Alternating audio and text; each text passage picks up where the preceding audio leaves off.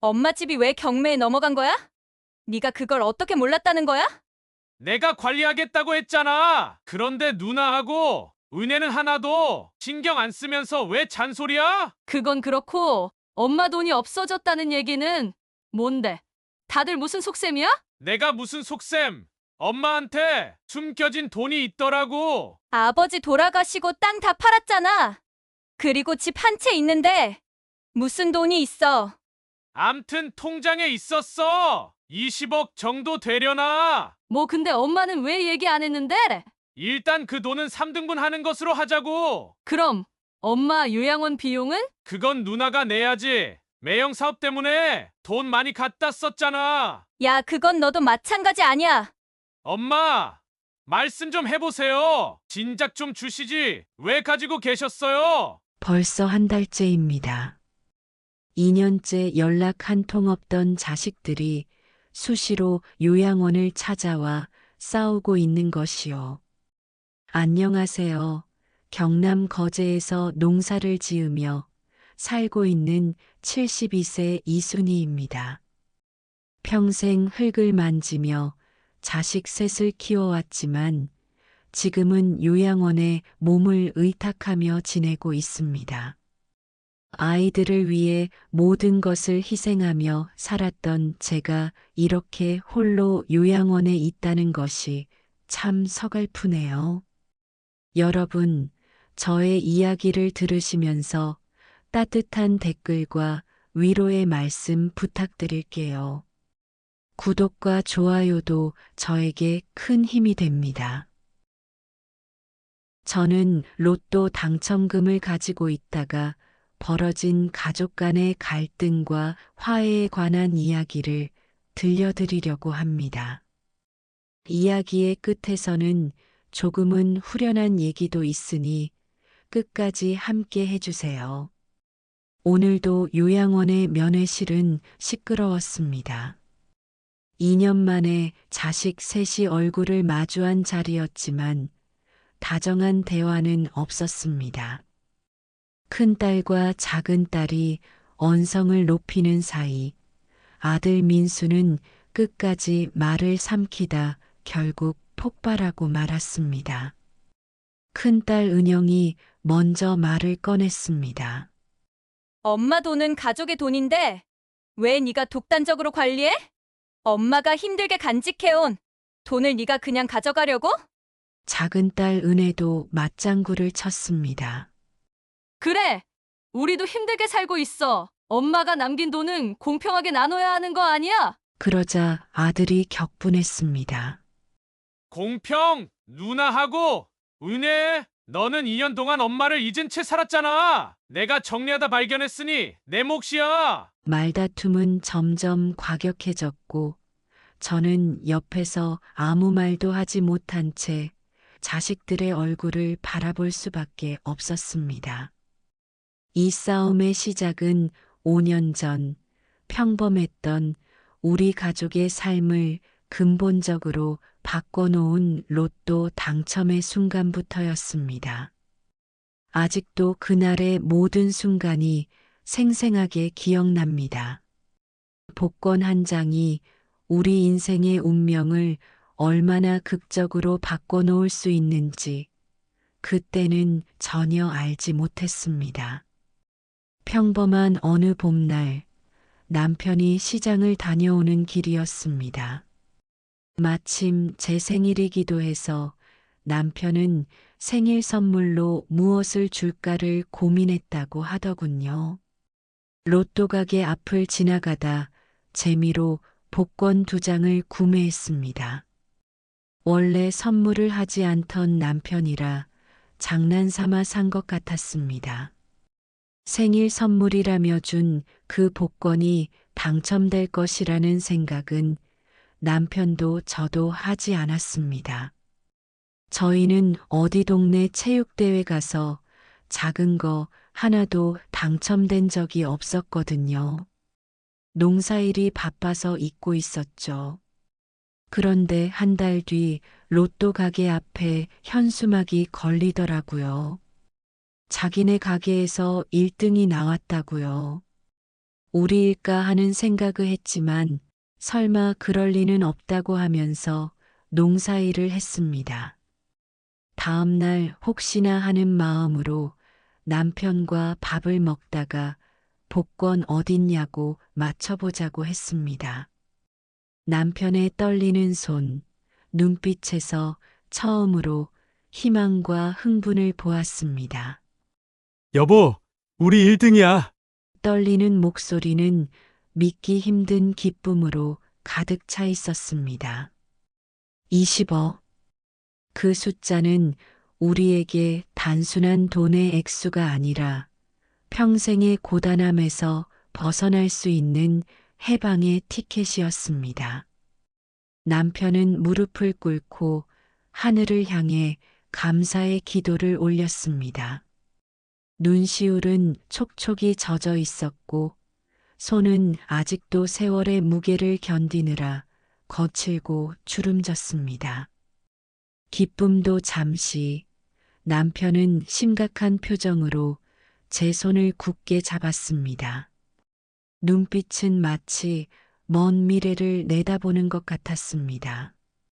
여보, 이 돈은 오직 당신과 나를 위한 것이야. 우리 둘 중 누가 먼저 세상을 떠나도 편히 살 수 있게 해야 해.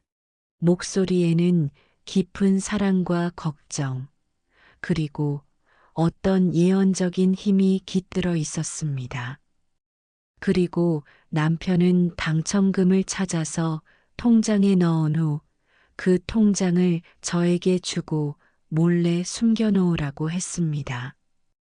통장을 만들 때도 제 지문만 등록해서 도장으로는 찾을 수 없도록 했고요. 저는 그 통장을 집안 옷장 서랍안 구석에 깊이 넣어두었습니다. 정말 제 목숨처럼 느껴지는 돈이었거든요. 그리고 남편은 또 다른 당부를 했습니다. 이 돈은 당신이 꼭 지켜야 해. 내가 없더라도 이 돈으로 당신 노후를 책임져야 해. 아무리 아이들이 뭘 요구해도 흔들리지 말고 당신이 편하게 살아가는 데 써야 해. 남편의 그 말은 결혼 후에도 끊임없이 땅을 팔아달라는 자식들 때문에 이제는 남은 것이라고는 정말 남편과 제가 먹고 살 땅밖에 없어 자식들을 믿지 말라는 경고 같은 것이기도 했습니다. 마치 남편은 곧 떠날 것을 알고 있었던 것처럼 들렸습니다. 2년 정도가 지나서 예감은 현실이 되었고 남편이 세상을 떠난 후 자식들의 욕심과 탐욕은 더 드러나기 시작했습니다. 남편이 세상을 떠난 뒤 슬픔에 젖어 있을 겨를도 없이 자식들이 하나둘 집을 찾아오기 시작했습니다. 처음엔 엄마가 적적할까봐, 그리고 보고 싶어 할까봐 오는 줄 알았지만 손에 쥐고 온 것은 걱정과 고민이 아니라 요구와 부탁이었습니다. 큰딸은 가장 먼저 찾아와 자신의 어려운 상황을 얘기하던군요. 큰딸은 결혼할 때 너무 큰 집을 사서 대출을 갚느라 허덕이고 있었습니다. 사실은 큰딸과 사위의 욕심이 컸었습니다. 엄마, 저희 집이 대출이 너무 많아요. 이대로는 집을 잃을지도 몰라요. 눈빛은 간절했지만 그 뒤엔 어쩐지 당연하다는 기운도 느껴졌습니다. 저는 고민 끝에 작은 땅 하나를 팔아주었습니다. 그 땅은 남편과 함께 고된 농사 끝에 얻은 것이었지만 딸이 더 큰 어려움에 빠질까봐 마음이 무거웠습니다. 다음엔 작은 딸이 찾아왔습니다. 아이들 교육에 대한 걱정으로 한숨을 쉬며 저를 찾아왔습니다. 엄마, 요즘 애들 교육비가 얼마나 드는지 아세요? 학원비를 못 내서 우리 애가 뒤처질까봐 너무 두려워요. 작은 딸의 말은 날카롭게 제 가슴을 파고들었습니다. 자식들을 제대로 못 가르친 게 가장 큰 한이었는데 이걸 모를 척 할 수는 없었습니다. 결국 땅을 하나 더 팔 수밖에 없었습니다. 아들이 제일 마지막이었지만 제일 크더군요. 결혼 후 사업을 시작했지만 늘 자금난에 시달렸습니다. 엄마, 이번 사업이 정말 잘 될 것 같아요. 자금이 부족해서 다 물거품이 될까봐 걱정이에요. 아들은 남편의 빈자리를 채우려는 듯 가장으로서의 무게를 어깨에 지고 있었지만 결국 책임을 저에게 떠넘기는 듯 했습니다. 저는 한참 고민하다 남아있는 땅을 또 팔았습니다. 생각보다 땅값이 많이 올라 있었고 매매가 잘 이루어지는 것도 신기했지만 나중에 보니 아이들은 이미 그런 내용을 다 알고 저한테 얘기한 것이었습니다. 자식들의 요청은 여기서 멈추지 않았습니다. 큰딸은 얼마 지나지 않아 다시 찾아왔습니다. 작은 가게를 차리고 싶다며 자본금을 부탁했는데 간절함을 외면하지 못해 다시 땅을 팔았습니다. 그렇게 남은 땅도 점차 사라졌습니다. 작은 딸은 아이가 고등학교에 진학하자 다시 찾아와 더 큰 교육비를 요구했습니다. 이번만이 마지막이라며 저를 설득했지만 그런 약속은 이미 여러 번 들은 말이었습니다. 아들 역시 회사 확장을 위해 초기 자본이 필요하다며 한 번 더 부탁해 왔습니다. 처음엔 남편과 약속했던 돈을 생각하며 단호하게 거절하려 했지만 결국 아들의 고된 표정을 외면하지 못했습니다. 결국 저는 남편과 함께 일구었던 모든 농지와 재산을 자식들에게 내어주었습니다. 그렇게 모든 걸 내어주고 나니 저에게 남은 것은 작은 시골집 한 채뿐이었습니다. 그러나 남편이 준 통장은 제게는 마지막 희망이었습니다. 어쩌면 남편은 제 성격과 자식들의 무책임함을 알았기에 제 이름으로 통장을 만들고 함부로 찾을 수 없게 해둔 것일 거란 생각이 그때 들었습니다. 혼자서 지내는 생활은 무료하고 재미가 없었죠. 나이 들어 남편도 없고 농사일도 없이 근근히 지낸다는 게 정말 처량하게 느껴졌습니다. 땅을 팔아줄 땐 생활비를 보내주겠다던 아들과 딸은 감감무소식이었고 이제는 명절 때도 찾아오지 않았습니다.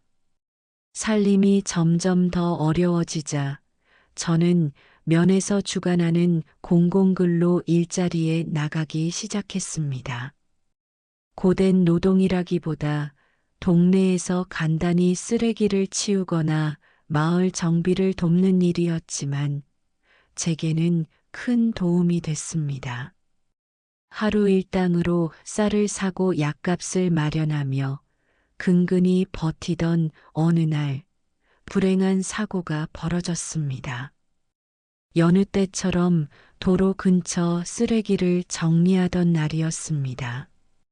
잠깐 짐을 내려놓고 길가에 나뭇가지를 치우려던 순간 한 트럭이 빠르게 다가왔습니다.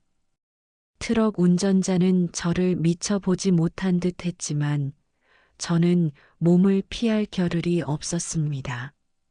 순식간에 차에 부딪히며 튕겨나갔고 정신이 아득해졌습니다.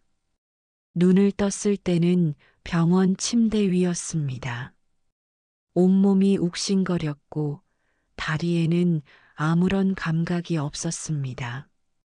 의사는 큰 부상은 면했지만 골절이 심각하고 다리를 고정하는 수술이 필요하며 이후 몇 달간은 움직이기 힘들 거라고 얘기를 했습니다. 의사의 말을 들으며 머릿속이 복잡해졌습니다. 병원비는 어떻게 감당하지? 자식들에게 부탁해야 하나? 하지만 자식들에게 연락을 해야 할지조차 망설여졌습니다. 이미 많은 걸 요구당해 왔던 지난 세월이 떠올랐기 때문입니다. 순간 통장에 있는 돈을 사용할까 싶기도 하였지만 자식들이 어떻게 나오나 지켜보기로 했습니다. 병원 침대에 누워 있는데 병실 문이 열렸습니다. 자식들이 하나둘 들어오는 모습이 보였을 때 순간적으로 가슴이 뭉클했습니다. 그래도 내 사고 소식을 듣고 와줬구나. 아직은 엄마로 생각하고 있구나 하지만 그 감정은 오래가지 않았습니다.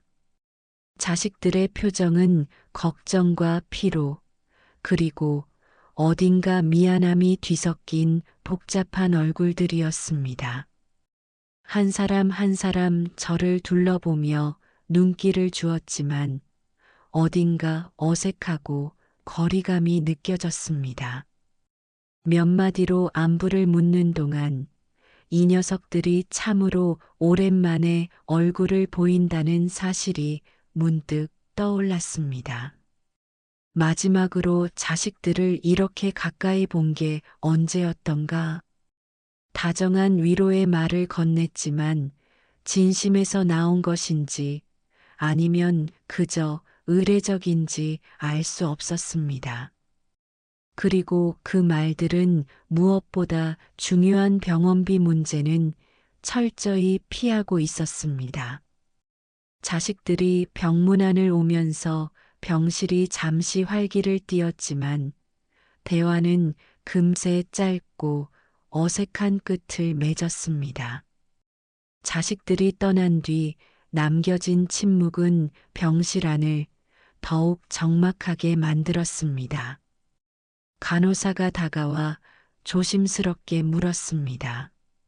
어르신, 병원비는 어떻게 처리하실 예정인가요? 가족분들께 말씀드려 보셨어요? 그 말에 저는 아무 대답도 할 수 없었습니다.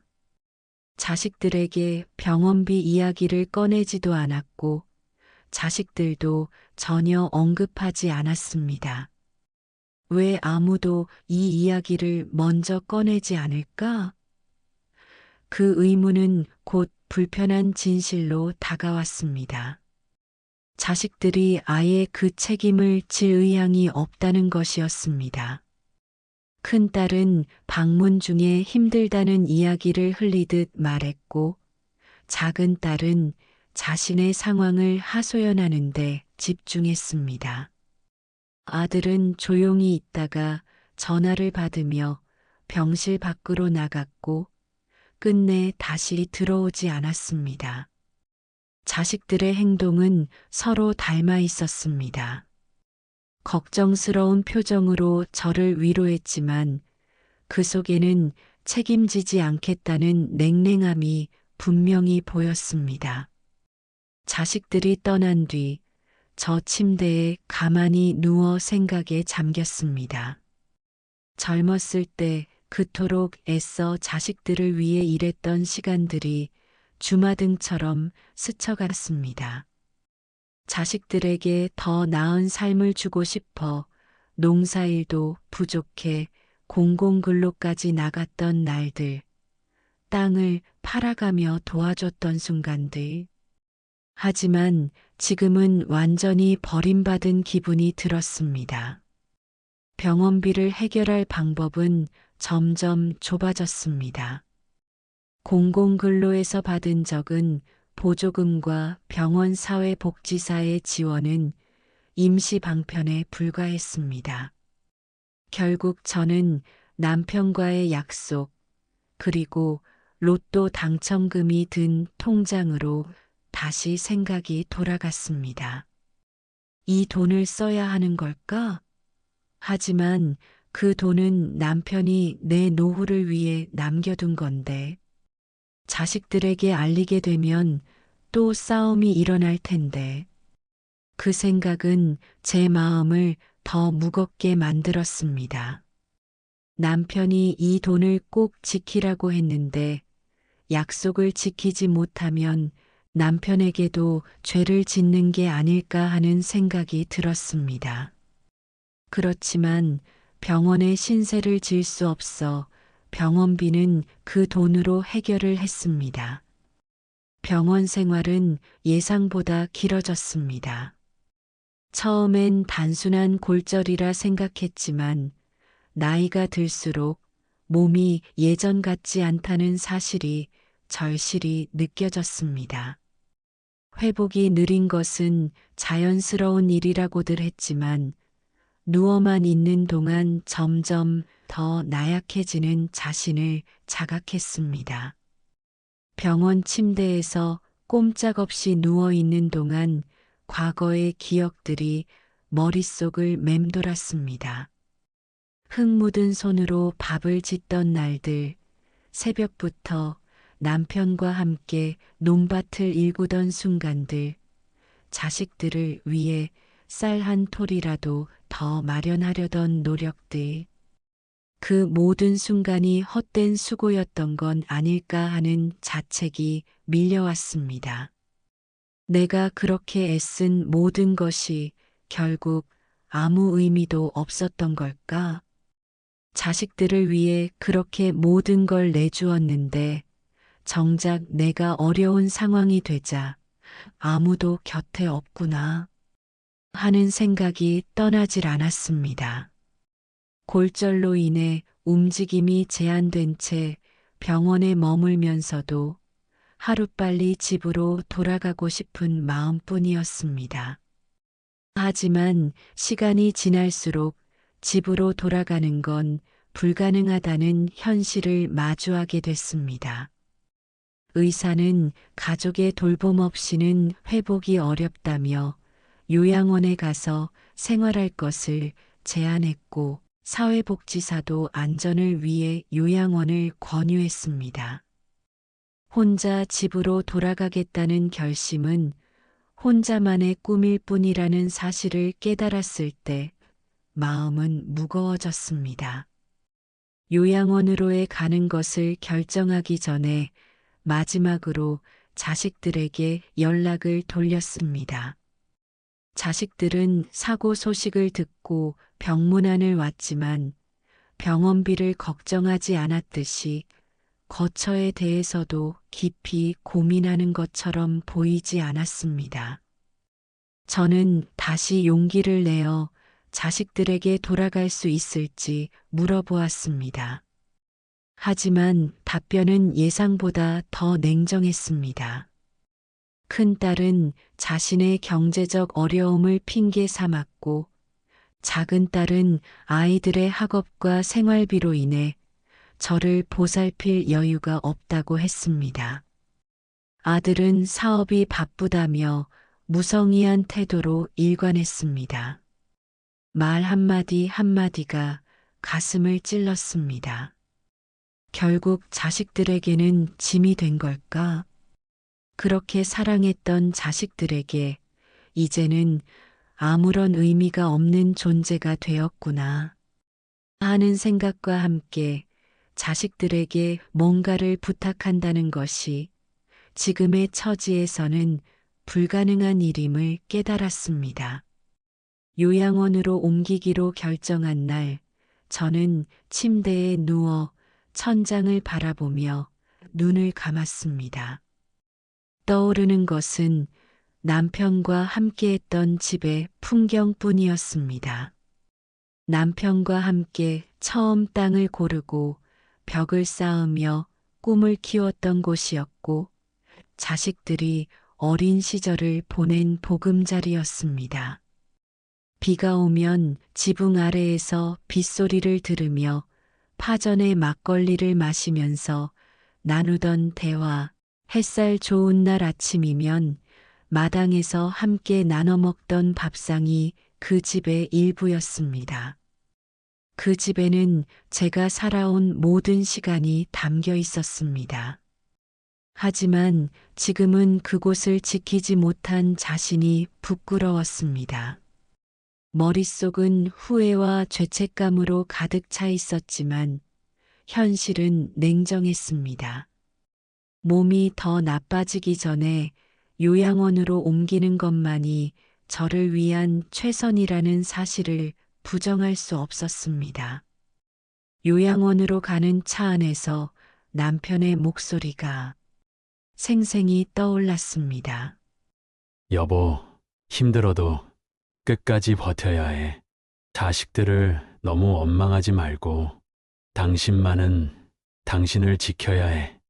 그 목소리가 위로로 다가왔지만 동시에 마음 한편이 무너지는 듯 했습니다. 창밖 풍경은 점점 흐릿해졌습니다. 눈물 때문인지 아니면 이미 모든 것을 떠난 것처럼 느껴졌기 때문인지 알 수 없었습니다. 그저 모든 게 끝나가는 느낌이 들 뿐이었습니다. 요양원에 처음 도착했을 때 마음을 열고 싶지 않았습니다. 몸도 마음도 지쳐 있었고 집을 떠나왔다는 상실감과 자식들로부터 느끼는 외면이 제 가슴을 짓누르고 있었습니다. 새로운 환경은 낯설고 이제는 남은 삶을 이곳에서 마무리해야 한다는 생각에 모든 것이 두려웠습니다. 그런 제 곁에 조심스럽게 다가와 준 사람이 있었습니다. 바로 미정 간호사였습니다. 미정 간호사는 제가 방에 머물러 있을 때 필요한 물건들을 확인하며 말없이 손을 내밀었습니다. 방안을 정돈하고 창문을 열어주며 제가 느낄 답답함을 미리 헤아리는 듯한 행동은 그 자체로 큰 위로가 되었습니다. 낡은 방과 소박한 가구들이 저를 더 초라하게 만들었지만 미정 간호사의 세심한 손길 덕분에 처음으로 안도감을 느낄 수 있었습니다. 그러나 이런 직원들의 친절한 환영에도 아무런 감정을 느낄 수 없었습니다. 방 안에 들어가 가방을 내려놓고 나니 방 안의 고요가 더욱 깊은 침묵 속으로 밀어 넣는 것 같았습니다. 여기가 이제 마지막 집이겠지. 남편과 함께했던 집처럼 여기도 언젠가는 내 것이 될까?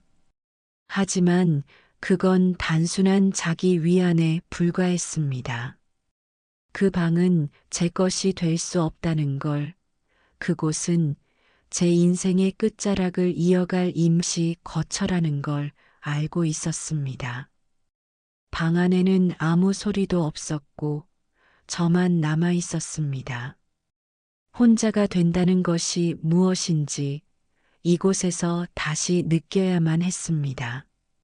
남편의 유산을 떠올리다 밤이 되어 침대에 누웠을 때 다시금 남편과의 약속이 떠올랐습니다.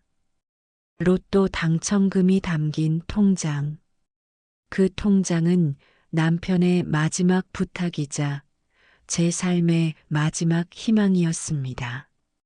하지만 동시에 그 돈이 저를 더욱 외롭게 만들고 있다는 생각이 들었습니다. 그 돈이 자식들에게 알려지게 되면 무슨 일이 벌어질지 상상하는 것만으로도 가슴이 답답해졌습니다. 그날 밤 남편의 목소리를 떠올리며 끝내 잠들지 못했습니다. 침대 옆 테이블에 서랍에 들어있는 통장은 이제 제 인생에서 가장 무거운 짐으로 자리 잡았습니다. 요양원에서의 두 번째 날 아침, 창문으로 들어오는 햇살에 눈을 떴습니다. 첫날의 낯설음은 조금 가셨지만 여전히 이곳은 익숙하지 않은 공간이었습니다. 침대에 앉아 창밖을 보니 정원 한쪽에 꽃밭이 보였습니다. 조용한 아침 바람에 흔들리는 꽃들을 보며 이곳에서의 새로운 삶을 받아들이려 노력했습니다. 아침 식사가 끝나고 방을 정리하고 있을 때 요양원의 원장이 나타났습니다. 작은 수첩을 손에 들고 있었고 차분한 태도로 내 건강 상태를 점검하기 시작했습니다. 혈압을 측정하고 근육 상태를 살피며 수술 부위를 확인했습니다. 태도에서는 진심이 느껴졌고 그 순간 누군가에게 의지할 수 있다는 생각에 마음이 한결 편안해졌습니다. 치료가 끝난 후 원장은 물리치료실로 안내했습니다. 그곳에서 가벼운 스트레칭과 근육 강화 운동을 지도받으며 몸을 움직였습니다. 운동이 익숙하지 않았지만 점차 몸이 풀리는 느낌이 들었고 치료가 끝날 즈음에는 기분이 한결 나아졌습니다. 치료실을 나와 복도로 걸어가던 중 다른 방에서도 원장이 환자들과 대화를 나누고 있는 모습이 보였습니다. 복도를 지나며 한 환자에게 손을 내밀어 부축하고 있었습니다. 의자에 앉아있던 또 다른 환자에게는 허리를 숙여 안부를 묻고 등을 다독였습니다. 복도 끝에서는 휠체어를 타고 있던 환자의 손을 잡고 짧은 산책을 돕고 있었습니다. 환자들이 한 명 한 명 원장의 손길 속에서 안정을 찾고 있다는 것을 느낄 수 있었습니다. 점심시간이 되어 식당으로 갔을 때도 환자들을 돌보고 있었습니다. 식사를 하며 불편해 보이는 이들에게 직접 다가가 음식을 챙겨 주었고 식사를 마친 환자들에게는 건강 상태를 체크하며 잠깐의 대화를 나누기도 했습니다. 환자들의 이름을 하나하나 부르며 필요한 도움을 주는 원장의 모습에서 진심 어린 사명감이 묻어났습니다. 요양원에서의 생활이 계속되면서 지켜본 원장의 모습은 하루도 예외가 없었습니다. 아침마다 방문해 제 건강 상태를 확인하고 경과를 확인하며 필요한 운동을 지도해 주는 것은 물론 다른 환자들에게도 똑같은 정성과 배려를 보였습니다. 그 모습을 보면서 이곳이 단순히 낡고 오래된 요양원이 아니라 누군가의 따뜻한 손길이 닿아 있는 공간이라는 생각이 들었습니다. 작고 소박한 정원에서 산책을 하다가 환자들과 원장이 함께 있는 모습을 볼 때마다 그러한 생각은 더욱 분명해졌습니다. 원장은 환자들 모두에게 한결같은 태도로 다가가며 요양원의 낡은 시설이 부족함 없이 느껴지도록 최선을 다하고 있었습니다. 원장의 배려와 환자들을 향한 마음은 하루하루 요양원에서의 삶을 조금씩 받아들이게 해주었습니다. 이 공간에서 새로운 일상이 시작되고 있었지만 마음 한편에서는 여전히 저만이 알고 있는 비밀이 무거운 짐처럼 자리 잡고 있었습니다. 그러나 밤이 되면 다시 혼자만의 시간이 찾아왔습니다. 고요한 방 안에서 통장을 떠올리며 남편과의 약속을 되새겼습니다. 당첨금이 자식들에게 알려진다면 어떤 일이 벌어질지 상상조차 하고 싶지 않았습니다. 남편이 남긴 그 돈이 나를 지켜줄 것이라 믿었지만 지금은 오히려 그 돈이 제 마음을 짓누르는 것처럼 느껴졌습니다. 그럼에도 불구하고 요양원의 따뜻한 분위기와 원장의 사명감 넘치는 태도는 이곳에서의 시간을 조금 더 견딜 수 있는 힘이 되어 주었습니다. 비록 마음의 무게는 여전히 남아 있었지만 제 주변을 채우는 따뜻한 사람들의 존재는 작은 희망으로 다가오고 있었습니다. 미정 간호사는 제 일상을 살피며 늘 작은 것 하나도 놓치지 않았습니다. 제가 침대에 오래 누워 있을 때는 몸 상태를 확인하며 필요한 것을 미리 챙겨 주었고, 식사가 입에 맞지 않아 음식을 남기면 대체 음식을 준비해 주었습니다. 제가 혼자 있을 때도 말없이 제 곁을 지켜주었고, 불편해 보이는 날에는 제 움직임을 돕는데 주저하지 않았습니다.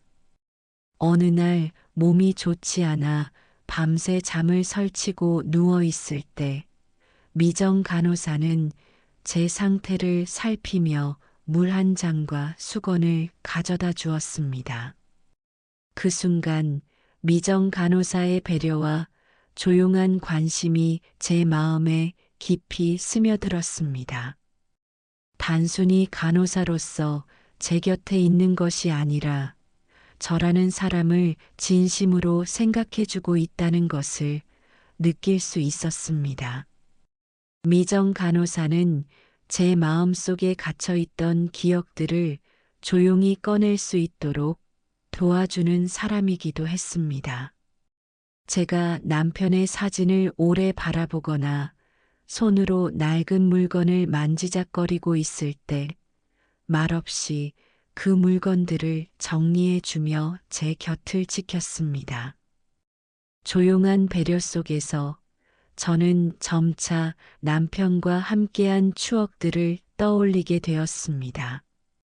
남편과 함께 농사를 짓던 기억, 자식들을 키우며 힘들었던 순간들, 그리고 우리가 함께 꿈꾸었던 노후의 모습들이 하나둘 떠올랐습니다. 그 기억들은 슬프면서도 동시에 제 삶이 얼마나 많은 의미를 담고 있었는지 다시금 생각나게 해주었습니다. 미정 간호사의 보살핌 덕분에 저는 그리운 시간들을 더 이상 두려워하지 않게 되었습니다. 요양원 생활은 처음에는 외롭고 낯설었지만 미정 간호사의 꾸준한 보살핌과 배려 덕분에 점차 안정감을 찾을 수 있었습니다. 제가 혼자 있는 시간을 채워주었고 조용히 제 이야기를 들어주며 고립감을 덜어주었습니다. 낡고 소박한 요양원의 벽도 미정 간호사의 따뜻한 손길 덕분에 더 이상 초라해 보이지 않았습니다. 제가 새벽마다 잠에서 깨 울적한 기분에 잠겨 있을 때 미정 간호사가 정리해준 방과 창밖으로 들어오는 햇살은 마치 새로 시작할 수 있다는 희망처럼 느껴졌습니다. 미정 간호사가 제 곁에 있다는 사실은 제 삶의 마지막 장이 무의미하지 않음을 깨닫게 해주었습니다. 어느 날 미정 간호사는 제게 작은 꽃다발을 건네주었습니다. 그 꽃은 그저 평범한 선물 같았지만 제게는 더없이 큰 의미로 다가왔습니다. 자식들에게서 느끼지 못했던 따뜻함과 진심이 그 안에 담겨 있음을 느꼈습니다. 미정 간호사는 단순히 제 곁에서 제 몸을 돌봐주는 사람이 아니라 제 마음을 치유해주는 존재가 되었습니다. 덕분에 요양원에서의 삶은 단순히 남은 시간을 흘려보내는 것이 아니라 새로운 의미를 찾아가는 여정이 되었습니다. 어느 날 다리를 절며 산책을 나설 때 들은 대화는 마음을 무겁게 만들었습니다. 아침 일정을 마치고 복도로 나가려던 참이었습니다. 문득 원장과 사무장이 한방에서 나지막이 대화를 나누는 소리가 들려왔습니다. 문은 반쯤 열려 있었고 그들의 목소리는 무겁고 걱정이 가득 차 있었습니다. 이번 달에도 적자입니다. 환자 수가 줄어들면서 운영비를 충당하기 어려운 상황입니다. 사무장이 조심스레 보고하듯 말했습니다. 그 목소리에서 깊은 고민이 묻어나왔습니다. 원장은 한숨을 쉬며 대답했습니다. 시설 문제 때문이겠죠. 보일러와 에어컨도 오래돼서 겨울이나 여름철에 제대로 작동하지 않으니 환자들에게 불편을 줄 수밖에 없어요. 원장의 말에는 안타까움과 함께 어찌할 바를 모르는 답답함이 섞여 있었습니다. 더 큰 문제는 격체에 금이가 있다는 겁니다. 정비가 시급하다고 업체에서 여러 차례 말했지만 당장 비용이 없으니 사무장의 말이 끝나기도 전에 원장은 천천히 고개를 끄덕였습니다. 안 그래도 오늘 아침에 정원을 산책하다 보니 외벽 페인트도 벗겨지고 금이 더 넓어진 것 같더군요. 환자들의 안전이 걱정됩니다. 그 대화를 들으며 마음이 무거워졌습니다. 이 요양원이 얼마나 낡았는지, 그리고 얼마나 많은 어려움 속에서 운영되고 있는지를 새삼 깨달았습니다. 지금 제가 누리고 있는 이 따뜻한 공간과 배려가 사실은 무거운 현실과 맞물려 있다는 것을 알게 된 순간이었습니다. 방으로 돌아온 후 머릿속에서는 그 사람들의 대화가 계속 맴돌았습니다. 이 요양원이 낡고 부족한 시설을 가진 채 운영되고 있다는 사실은 알고 있었지만 그 안에 담긴 고충과 어려움은 상상조차 하지 못했습니다. 복도에서 만난 원장의 환한 얼굴이 떠올랐습니다. 항상 밝고 환자들에게 최선을 다하던 모습 뒤에 이런 고민이 숨어 있었다니 마음 한구석이 짠했습니다. 요양원에서의 생활이 조금씩 익숙해져 갈 즈음 추석 명절이 다가왔습니다. 정원에 놓인 꽃들이 가을 바람에 흔들리는 모습을 보며 다른 환자들은 저마다 고향이나 가족 이야기를 꺼냈습니다. 누군가는 이번 명절에 가족들이 찾아올 것이라 기대하며 얼굴에 미소를 띄었고 또 다른 누군가는 가족 대신 요양원 직원들과 보내야 한다며 담담한 표정을 지었습니다. 저 역시 큰 기대 없이 이번 명절을 맞이했습니다. 아이들은 바쁘다는 핑계로 연락조차 하지 않은 지 오래였으니까요. 명절 당일 요양원은 평소보다 더 분주했습니다. 직원들은 환자들을 위해 음식을 준비하고 명절 분위기를 내기 위해 작은 장식을 꾸몄습니다. 하지만 가장 눈에 띈 것은 원장이었습니다. 새벽부터 요양원을 돌며 환자들을 한 명씩 챙기고 있었습니다. 평소와는 다르게 더 따뜻하고 부드러운 표정으로 각 방을 방문하며 환자들에게 안부를 묻고 필요한 것이 없는지 세심하게 살폈습니다.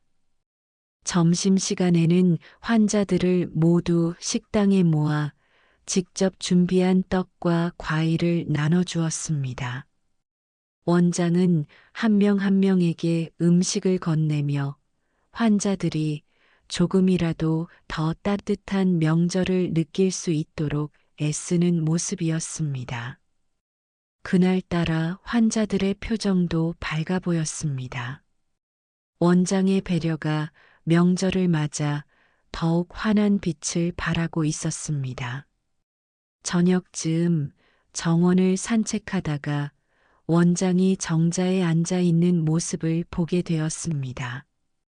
잠시 혼자 시간을 보내는 듯 했지만 손에는 여전히 메모가 가득 적힌 수첩이 들려 있었습니다. 요양원의 상태와 환자들을 관리하기 위해 무엇을 해야 할지 기록하는 듯 보였습니다. 그 순간 사무장이 다가와 물었습니다. 원장님, 오늘은 명절인데 가족들과 시간을 보내셔야 하지 않겠습니까? 원장은 고개를 저으며 조용히 대답했습니다. 여기 계신 분들이 제 가족입니다. 제가 이곳을 비우면 안 되죠? 원장의 말에는 확고함이 담겨 있었습니다. 그 말이 지나치게 멋을 부린 것도 아니었고 그저 진심이 느껴지는 평범한 한마디였습니다. 그날 밤 침대에 누워 원장의 모습을 떠올렸습니다. 원장은 명절임에도 요양원을 떠나지 않고 환자들 곁을 지키며 그들에게 따뜻한 마음을 전했습니다. 가족들의 부재를 느낄 틈조차 없이 환자들을 살뜰히 챙기는 모습은 오랫동안 마음에 남았습니다. 제게도 남편과 함께했던 명절의 기억이 떠올랐습니다. 하지만 그 기억은 점차 지금의 현실과 대비되며 쓸쓸함으로 변해갔습니다. 그럼에도 불구하고 원장이 보여준 헌신과 책임감은 제가 이곳에서 새로운 삶을 받아들이는 데 있어 큰 위로가 되었습니다. 그러던 어느 날 예상치 못한 일이 벌어졌습니다. 저녁 무렵 복도 끝에서 큰아들과 큰딸 그리고 막내딸이 모여 있다는 이야기를 간호사에게 전해 들었습니다. 2년 동안 연락이 없던 자식들이 갑작스럽게 모두 찾아왔다는 소식에 반갑기도 하고 겁이 나기도 하였습니다. 어느새 얼굴을 마주한 아이들은 굳은 표정으로 서로를 바라보고 있었습니다. 아이들이 한꺼번에 찾아온 이유는 곧 밝혀졌습니다. 아들이 엄마가 요양원에 있으니 집을 팔려고 정리하러 갔다가 발견했다는 통장이 문제였습니다. 그 통장은 로또 당첨금을 넣어뒀던 예전 통장이었습니다. 아이들은 그 사실에 혼란과 분노가 뒤섞인 모습이었습니다. 오랜 시간 동안 연락도 없던 자식들이 갑자기 찾아온 이유가 그 통장 때문이라는 것을 깨닫는 순간 마음이 무거워졌습니다. 아이들은 통장의 존재에 대해 충격을 받은 듯 보였습니다. 오랜 세월 동안 겪었던 경제적 어려움을 이야기하며 그 돈이 자신들에게 쓰이지 않았다는 것에 실망감을 드러냈습니다. 그 이야기는 서로 간의 논쟁으로 이어졌습니다. 아들은 당첨금을 나누어야 한다는 주장을 펼쳤고 큰딸은 우선 집을 팔아야 한다는 의견을 내놓았습니다. 막내딸은 조용히 그들의 이야기를 듣고 있었지만 표정만으로도 복잡한 감정이 읽혔습니다. 아이들이 자리를 떠난 후 한동안 복도에 멍하니 서 있었습니다. 방으로 돌아온 뒤에도 마음은 복잡하게 얽혀 있었고 쉽게 잠들 수 없었습니다. 남편과의 약속을 떠올리며 그 돈을 지켜야 한다는 생각과 자식들에게 실망한 마음이 뒤섞여 가슴이 답답했습니다. 그날 이후로 자식들의 방문이 잦아졌습니다. 그러나 그들이 관심을 가진 것은 어머니의 안부가 아니라 통장의 내용이었습니다. 만날 때마다 갈등은 점점 깊어졌고 자식들의 태도는 더욱 차가워졌습니다. 그들이 남기고 간 말 속에는 실망과 불만이 가득 담겨 있었습니다. 오랜만에 다시 만나게 된 시간이 반갑기보다는 괴로움으로 다가오기 시작했습니다. 갈등은 그렇게 조용히 번져나갔습니다. 앞으로 어떤 일이 벌어질지 예측할 수 없는 상황 속에서 혼란스러운 마음을 다잡으며 하루하루를 보내야 했습니다. 자식들의 방문이 잦아지면서 요양원에서의 평온한 일상은 점점 무너져 갔습니다. 관심은 오로지 통장에 담긴 돈에 쏠려 있었고, 대화는 늘 그 문제로 시작해 갈등으로 끝났습니다. 통장에 있는 돈이 자신들에게 쓰여야 한다고 주장하며 여러 차례 감정적인 태도를 보였습니다. 아들은 사업 실패로 인해 겪었던 어려움을 언급하며 당첨금이 있었다면 자신의 인생이 달라졌을 것이라고 이야기했습니다. 큰딸은 결혼 생활의 경제적 어려움을 이야기하며 그 돈이 자신에게 쓰이지 않았다는 점에 크게 실망한 듯 보였습니다. 막내딸은 비교적 말을 아끼고 있었지만 두 사람의 의견에 동조하는 듯한 태도를 보였습니다. 시간이 갈수록 자식들은 요양원에서도 목소리를 높이는 일이 잦아졌습니다. 논쟁은 점차 격해졌고 감정이 고조될수록 서로를 탓하는 말들이 이어졌습니다. 어느 날 아들은 통장을 관리하는 사람이 누구인지 직접 확인해야 한다며 원장실을 찾아가기도 했습니다. 자식들이 요양원 직원들에게까지 이 문제를 이야기하며 통장에 접근하려는 모습을 보자 마음이 더욱 무거워졌습니다. 그날 저녁 아이들이 떠난 뒤 원장이 조용히 방으로 찾아와 위로의 말을 건넸습니다. 원장은 형제들 간의 갈등이 어머니에게 큰 부담이 될 것 같다고 조심스레 이야기하며 요양원에서 안정적으로 지내실 수 있도록 돕겠다고 말했습니다. 원장의 배려는 감사했지만 아이들 간의 갈등이 쉽게 해결되지 않을 것이라는 생각에 마음이 답답했습니다. 결국 자식들은 통장과 관련된 문제를 해결하기 위해 법적인 조치를 고려하기 시작했습니다. 이 과정에서 자식들 간의 갈등은 더욱 깊어졌고 그들이 저를 보러 오는 이유는 이제 갈등 해결이 아니라 자신들의 이익을 지키기 위한 것이 되어버렸습니다. 갈등은 마치 억누를 수 없는 물결처럼 점점 더 커져갔습니다. 그 모든 상황 속에서 저는 남편과의 약속을 지키고자 했던 그 돈이 이제는 우리 가족을 더 큰 갈등 속으로 몰아넣고 있다는 사실에 크게 흔들렸습니다. 모든 것이 나로 인해 시작된 것 같아 죄책감과 슬픔이 밀려왔습니다. 밤이 되어 방 안에 혼자 앉아 있는 동안 저는 남편의 목소리를 떠올렸습니다. 남편은 제가 스스로를 지키길 바랐습니다. 하지만 그 돈이 나를 위한 방패가 아니라 가족을 찢는 칼이 되고 있다는 사실에 더 이상 견딜 수 없었습니다. 이제는 결단을 내려야 할 때구나. 이 돈으로 자식들 사이의 갈등을 끝낼 방법을 찾아야 해. 제가 당신의 뜻을 온전히 지키지 못했지만 지금이라도 이 돈으로 가족을 회복시킬 방법을 찾아볼게요. 하고 다짐했습니다.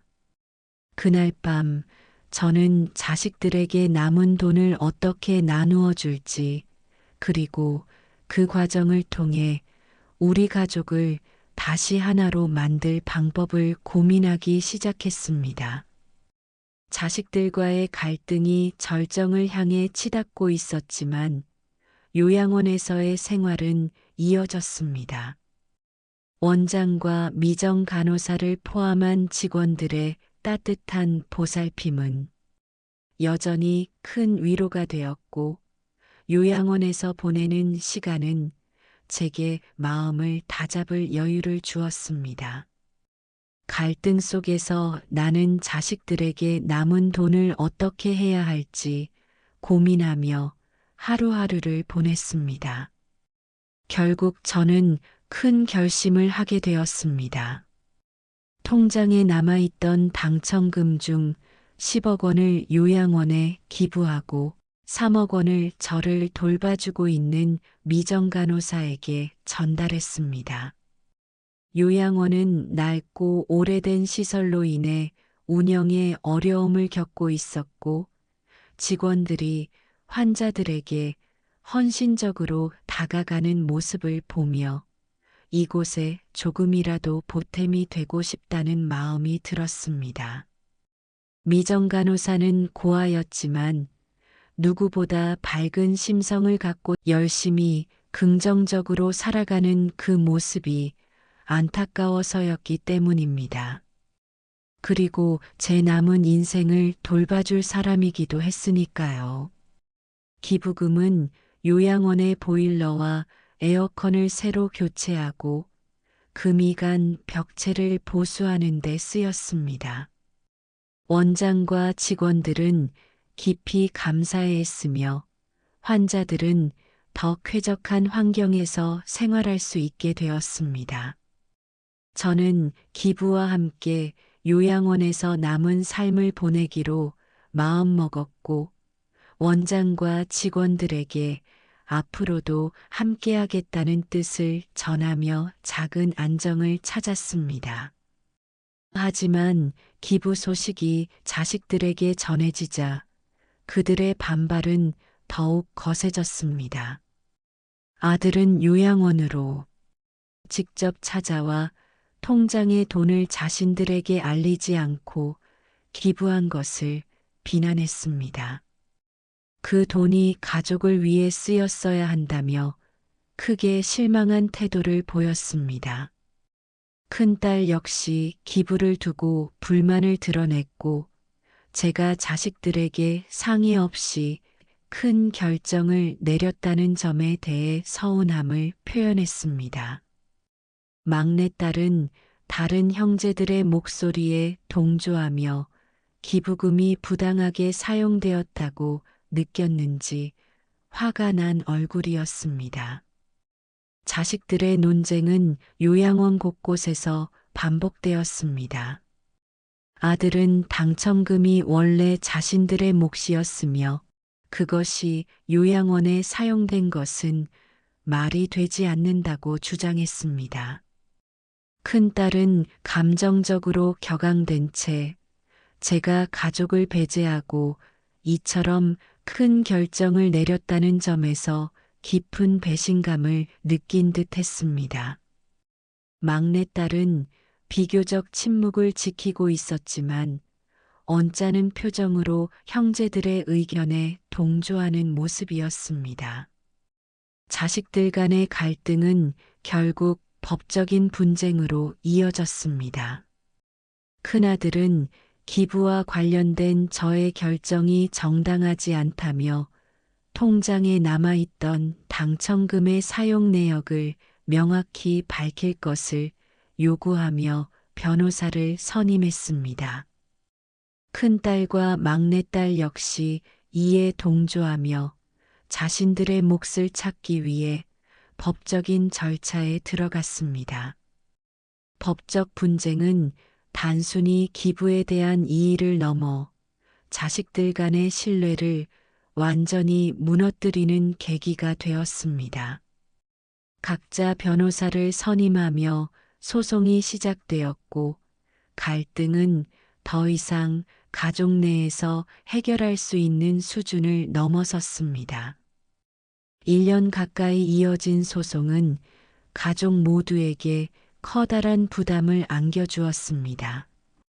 법적 다툼 과정에서 자식들은 서로를 비난하기에 바빴습니다. 아들은 자신이 부모님께 가장 많은 경제적 지원을 받지 못했다며 억울함을 호소했고, 큰딸은 자신이 다른 형제들보다 더 어려운 상황에서 아무 도움도 받지 못했다고 주장했습니다. 막내딸은 조용히 갈등을 피하려 했지만 결국 자신이 상처받았다고 느낀 점들을 하나둘 꺼내기 시작했습니다. 소송 과정에서 저는 법정에 출석하며 그동안 자식들과 나눴던 대화와 당첨금을 관리하게 된 경위에 대해 설명해야 했습니다. 변호사와 함께 준비한 자료를 들고 법정에 서는 일이 얼마나 괴로웠는지 모릅니다. 그 자리에서 남편과의 약속, 그 돈을 지키고자 했던 이유, 그리고 기부를 결심한 과정까지 모두 밝히게 되었습니다.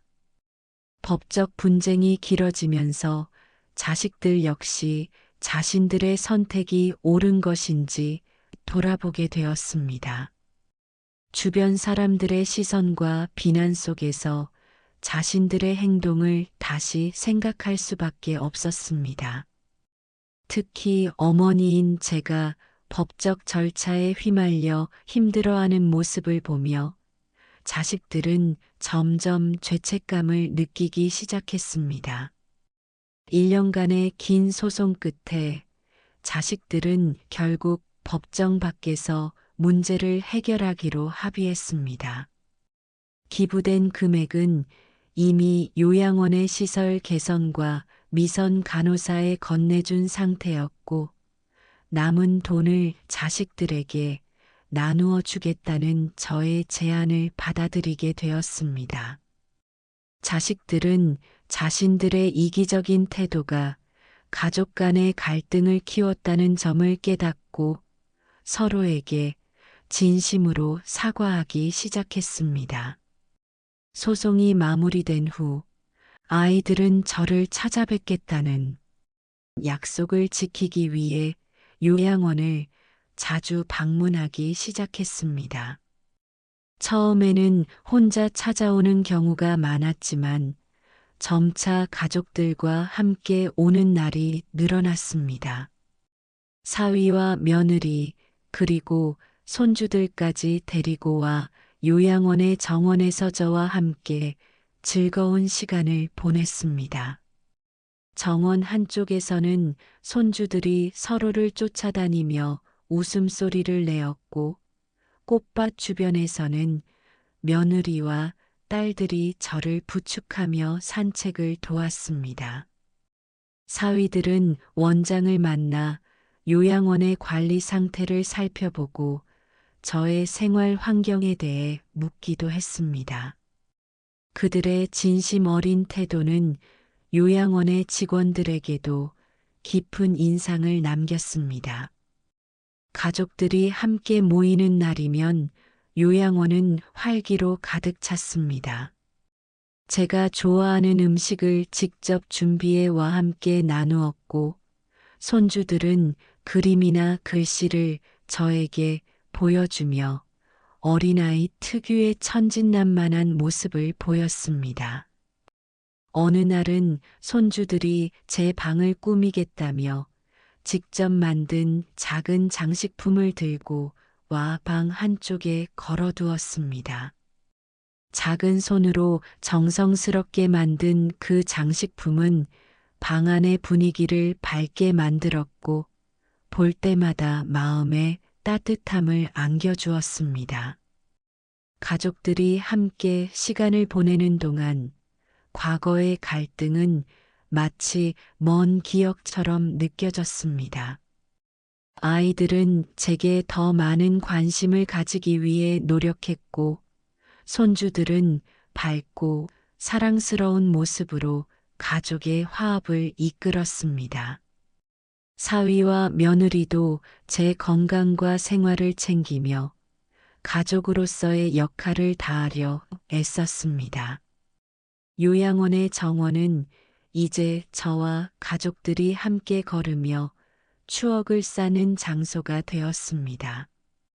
때로는 제가 손주들의 손을 잡고 천천히 걸으며 이야기를 나누기도 했습니다. 그 짧은 산책은 제게 가장 큰 즐거움이 되었고, 가족들에게는 서로를 이해하고 사랑하는 시간을 선물해 주었습니다. 그리고 가족들이 오지 않는 날이면 제 곁에는 셋째 딸이 되어버린 미정 간호사가 있었고, 원장을 비롯한 요양원 직원들이 있었습니다.